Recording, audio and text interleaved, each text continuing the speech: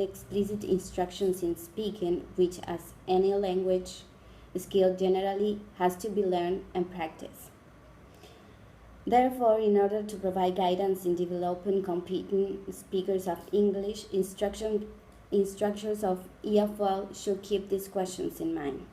What affects adult EFL learners' oral communication? What are the components underlying speaking effectiveness? And how can adult EFL learners' speaking abilities be improved? First of all, we're going to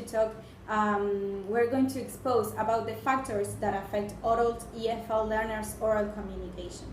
Age is one of the most important factors regarding oral communications. Learners who start at childhood tend to have better proficiency in spoken language because they get through the language in natural exposure. Due to the minimal exposure that adults have to the target language and the minimal contact that they have with native speakers of English, is that it's most difficult for adult students to acquire oral proficiency. Adult learners are also poor at fluency, control of idioms, and understanding of cultural pragmatics.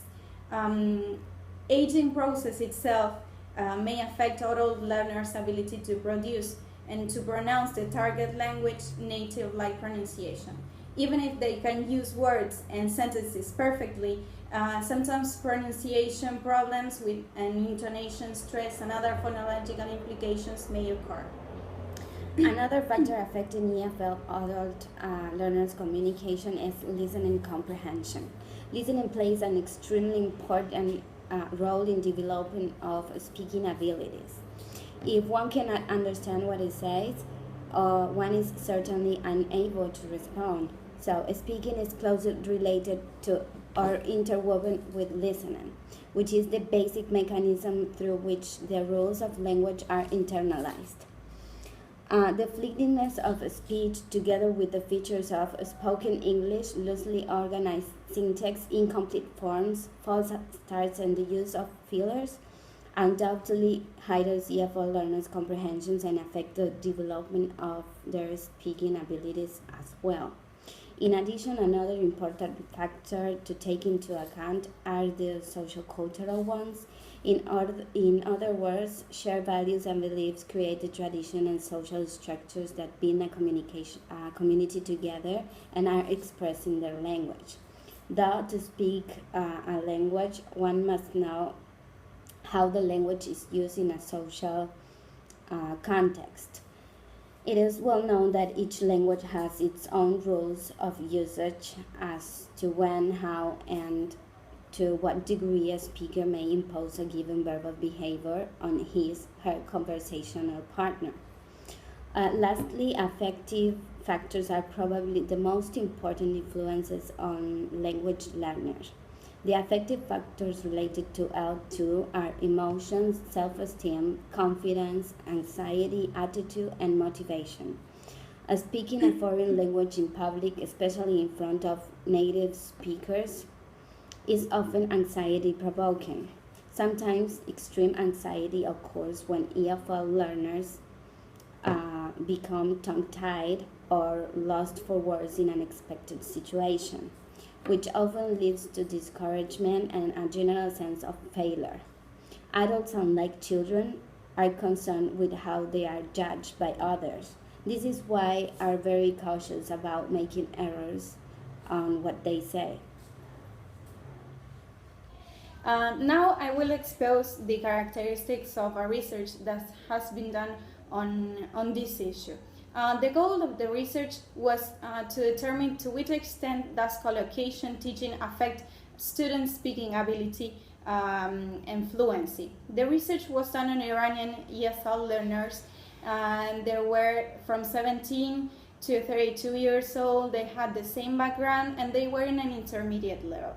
Though they were in an intermediate level, this can be transferred to any level like the A1 that we are working with, because the effects of it and the things that they did with the research can be transferred to any other level.